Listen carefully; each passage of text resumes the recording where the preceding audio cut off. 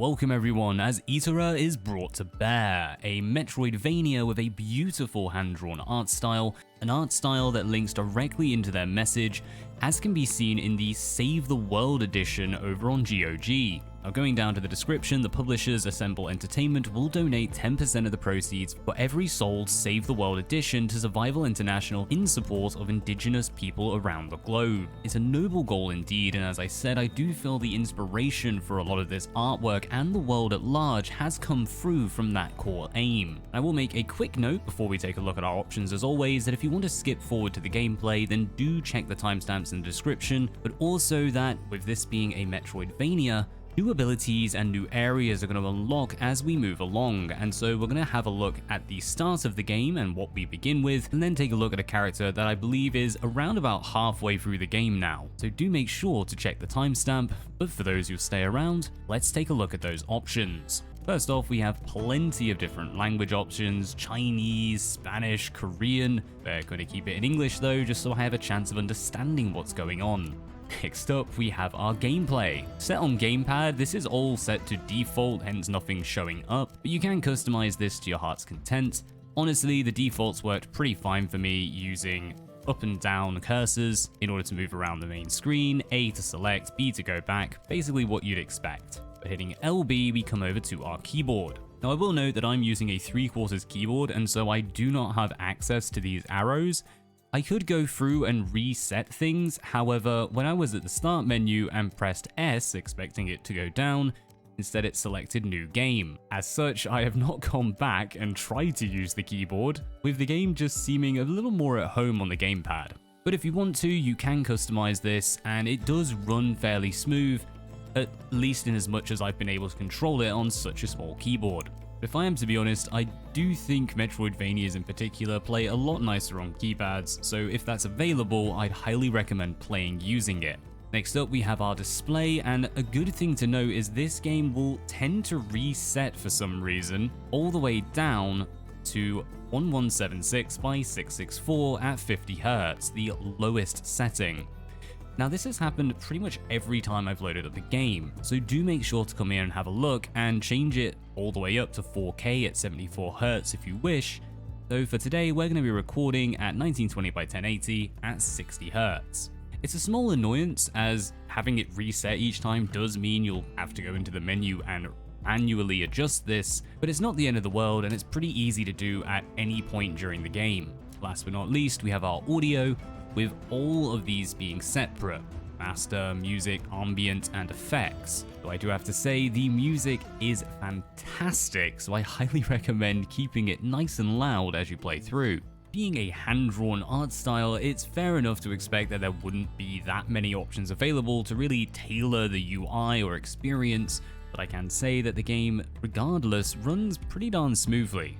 As always, I'm running a GTX 1080 on an i7 and have had almost 0 frame drops throughout the game. And I say almost because there are a couple of abilities that, when used, I think the combination of screen shake, hitbox animations, as well as the ability itself to some extent, just slows the game down a tiny bit. But overall, the performance has been solid, which is great to hear because, being a Metroidvania, there's a fair bit of precision platforming. With all that said, let's start off a new game. So I skipped through the opening cinematic because honestly there's a bit of a backstory to this, and one that seems a lot less simple than it would first suggest. I really don't want to spoil anything. As you can see, the game plays exactly as you would imagine from any kind of Metroidvania. We can run our character around, jumping between platforms, with the option to hold right trigger in order to sprint. It's part of the reason why I wasn't really too fussed about trying this out on the keyboard. These sort of games, to me, tend to just play a little better on a controller anyway. But to begin with, you'll notice that we don't really have much we can do. In fact, the majority of abilities will become unlocked after about hour and a half, 2 hours of gameplay, which is quite a long time to go without the ability to double jump or even swing a heavy attack. Like, we can't swing heavies.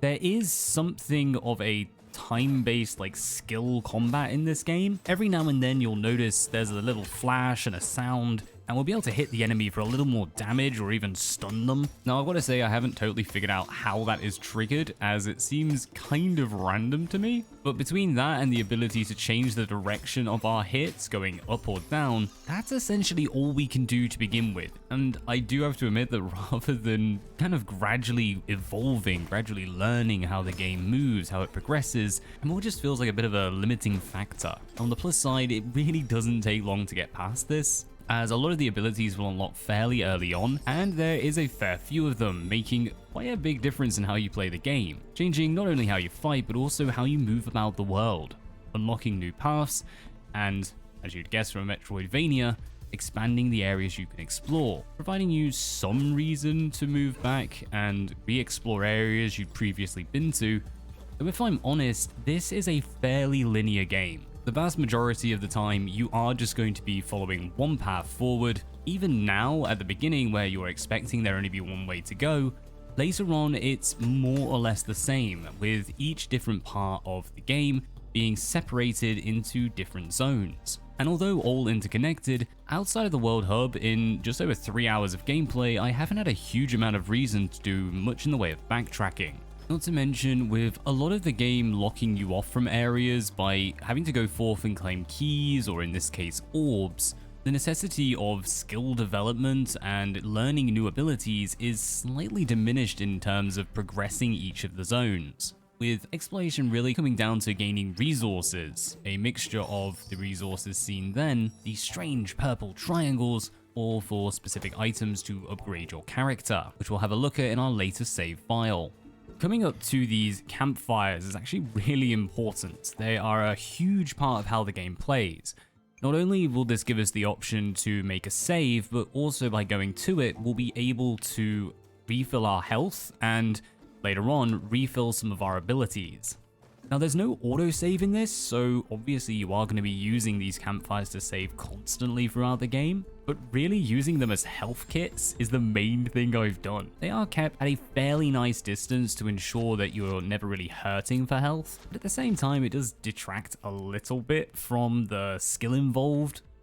Looking at other Metroidvanias where you'd be spending a long time trying to ensure that you have enough health, enough items to regain your health with you should you need them, in Itorah you come across the campfires so often, you really don't need to worry about losing too much progress, well, so long as you're using them. But as you can see, when you have no abilities right at the beginning, it does provide a bit of an opportunity for you to get used to the world and acclimatize yourself to how the game plays, not to mention as we expand into later maps. So take the time to explore the world and enjoy some more of the art. However, the rate of gaining new abilities is a little bit slow at the start. I actually think it could have been quite beneficial to have all of those abilities introduced in earlier on, not only to change up how you're traversing the world, but really just to change up combat. Combat initially gets pretty boring pretty quickly, and I'd say it's only after about an hour and a half to 2 hours that the combat actually becomes something I've enjoyed. Which, fortunately, up until that point, you are learning some new abilities for traversing the world and gaining plenty of opportunities to explore the world they've created, providing plenty of reason to keep going, but it does just seem a little slow at the start, especially given how many abilities are introduced from that point onwards. It's as if a lot of the ability gains, the progress of the game, the character development, has been squashed into a small section around the middle of the game, rather than spread out nicely over the full gameplay length. Not to mention the ability, the heal we just got, those diamonds you will have to unlock by exploring the world and gaining some additional items in order to use, as well as needing a fair amount of the in-game currency in order to unlock. So it is going to take a little bit for the full extent of the game to open up to you, but when it does, it's pretty darn worth it. But I do appreciate that as all personal opinion. Either way, let's load up that save and see how the game develops as you get a little further in. So of course, being Metroidvania, you're going to run around and collect all different abilities, these abilities helping you out in combat, but also allowing us to break through different blocks and open up more of the map. It's pretty standard, but the game does it very well as we move around, with really the only issue I have being that I wanted more access to these abilities earlier on. But it's simple, the game feels rather limited to begin with, as the early game is more or less just using the same basic jumps and attacks. Thankfully, it was within about an hour and a half where a vast majority of the abilities became available, so it wasn't too long to get into the game proper. But even now, being almost 3 hours in, we've only just unlocked the ability to throw our axe. Not to mention gaining the double jump, one of the most useful abilities that you'll have in the entire game that is almost completely unavailable to you to begin with. And that is something you are going to know, as the reason it's so useful is the controls are a little bit floaty at times, and it can make a certain level we'll be taking a look at particularly difficult to do. Whereas as soon as you bring in the ability to have a double jump, suddenly you can more or less get away with a fair amount of, let's just say, bad player ability simply by getting that extra little jump just to correct where you're falling. It definitely is annoying, but overall I haven't had too much trouble getting around the game, and minus that one level, I haven't struggled too much in terms of platforming, which is really great to see because there's a fair amount of puzzling in this as well. In fact, getting around the map to me has typically felt more like I'm completing a puzzle, having to think how best to use my abilities, unlocking new areas, with player skill thankfully being helpful, but not the be all and end all to if you can get past things. Now, as we notice looking over in our options, they are rather limited, though as you are going to see, the performance is pretty darn solid. I've only hit a few times where I've had frame drops, but overall, honestly, I'm pretty sure those coming more down to my laptop than the game itself. It hasn't slowed the game down too much or made it awkward to play. I definitely think it's the art style that has kept me so interested in this. Not only are the backgrounds, the environments just beautifully drawn, but each of the characters has a very unique style, and the concept of all of them revolving around masks, not to mention that we are the only human, has led to some very unique designs, with the unique art style also fitting into the game itself, giving each of the areas their own distinct flavor, not to mention their own unique playstyle. And although the environments are absolutely gorgeous, it is sometimes a little confusing as to what is or is not a bottomless pit. Thankfully, it doesn't take too much of your health away if you fall off anything, so pretty often I've ended up just chucking myself off, taking the hit and seeing if it's okay. But alongside the floatiness of those controls when it's coming to those double jumps and jumping off walls, you also have the issue of the run. But when you're using your run move, that floatiness becomes overly apparent. Essentially what happens is that you feel like you're running too fast in order for the game to keep up. And when it comes to a platformer, that is not good. So you essentially end up with a little bit of a choice. You're either going to be walking through the map or jumping and having to spend a little more time controlling your character, ensuring that you don't just jump off the edge every time. Well, one thing to note is that there is no proper narration in this. You are just going to be reading everything the characters say, with whoever's speaking being denoted by the single sound they make. And I have to say I'm very thankful it is a single sound, as I had enough of the constant noises coming out of Banjo-Kazooie back in the day, with most of the story really being told from the environments rather than anything else. There is a real sense of a world once lived in here. Something has happened, something even before the plague has led to what we see now. Though unfortunately in those visuals we do have a slight issue in terms of how the hand-drawn painted features match up with the in-game physical positions. Now it is something you are going to have to look very closely to see, but you will notice little things such as where your character stands, now technically being over the edge. You could argue this is coyote time, but we can go a fair amount over this edge without falling off. In fact, we can appear almost entirely off the edge before that becomes an issue. Not to mention, often when hanging off of edges, it doesn't quite match up to where the hand should be. It is something you'll have to look very closely in order to tell, but it's worth noting because it creates a bit of a strange feeling in how you explore the world, as if your senses aren't quite right. But these environments have been absolutely gorgeous, and the story has kept me motivated to keep going. I do genuinely want to know what is happening. There's almost a grim dark tale that's hinted on right at the beginning, which I'm not going to deny does feel like it's been somewhat forgotten, but I definitely have my hopes up for that one. And honestly, just looking at how beautiful, how vibrant the world is, not only playing into the fact that you are going about trying to clear a plague which is darkening and destroying and corrupting the inhabitants of this planet, beating the elementals that govern it, cleansing them from this plague, before carrying their memories, carrying their spirits with you. Yeah, the message is a little on the nose in places, but you know what? It plays well, and that message, even when on the nose, hasn't put me off the game at all. So coming into this, we can see some of the areas that have been blocked, forcing us to go and get new abilities before coming back, as well as introducing new enemies into this area, more powerful versions of what was previously here, as well as these annoying, really annoying spitting flowers. Like, honestly, they are the worst enemy in the game.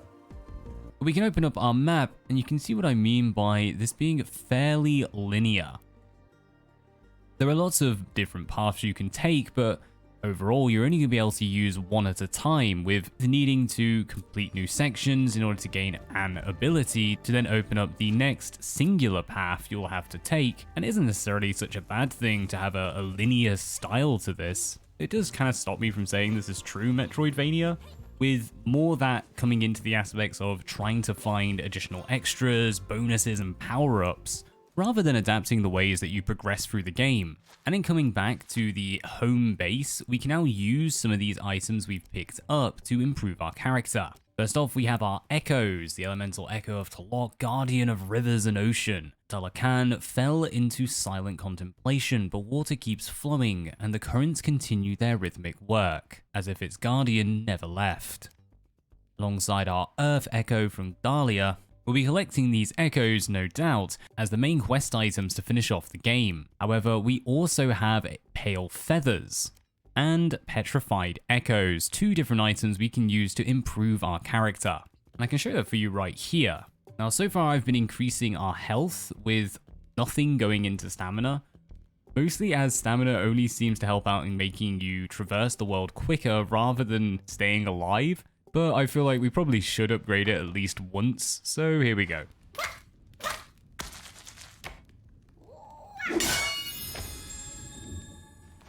I will say you do get a lovely little animation each time you improve your character, but it is a bit annoying that you have to return back to the main base to do this. Rather than picking up a health boost and being able to set it there and then, you end up having to wait until you return each time to actually improve. And when combined with the ludicrous amount of triangles I've been able to acquire, it does start to draw the question of how am I supposed to spend all this currency that I'm finding? To the point where honestly I don't really bother with combat that much anymore, as by exploring and unlocking chests, more or less been able to acquire all of the currency we need. But next up we have our echoes. So far we have 3 echoes, these providing us the ability to cure, giving us extra health. We're going to go ahead and increase the strength of that cure. I'll just have to play a separate video for that as I accidentally skip through the animation.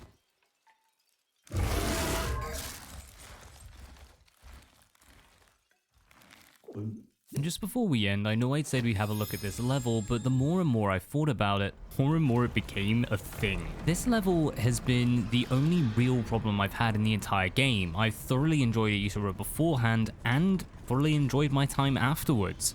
But this level on its own was just annoying as hell, and I understand why it's there. It's the mandatory escape level. But when I was saying it became a thing, that's because this is a trope, this is a cliche, it's a mission that kind of needs to be in these style of games, but doesn't really add to anything. And so I'll be taking a look at this level later on in a lot more detail alongside some other tropes and mechanics that tend to appear throughout games in a later video. And I do appreciate that this all comes down to personal experience and the fact that after leaving this level alone and coming back to it later on, I absolutely hammered it in a single take, but it's still the fact that the level exists and I don't really feel adds to anything even within the story, even within how your character develops and your skill progresses, a lot of the platforming required in this wasn't really required elsewhere. It wasn't taught and trained and developed, and it just feels kind of out of place. Now weirdly, later on it would have had a reasonable reason to be there, as some more of those skills have been developed and trained, but to put it in at the beginning, a boss battle, a test of your skills before the training, just seems a little off. But there we are, Itorah brought to bear, a beautiful hand-drawn metroidvania light game coming from Grimbar Studios. The art style is beautiful, the music is amazing, and the team with a clear goal to try and improve the world, and I genuinely commend them for it. And considering just how enjoyable it's been playing through Itorah, then I'm sure they will make a solid impact. And as for the gameplay, overall it is a fantastic experience, and I do look forward to coming back later on and finishing it off. Not only because the gameplay itself is enjoyable, but also simply because I kind of want to know what's going on in the background with this one. Either way, thank you very much for watching. We'll have to wait and see what's brought to bear next. But until then, as always, peace out. Oh.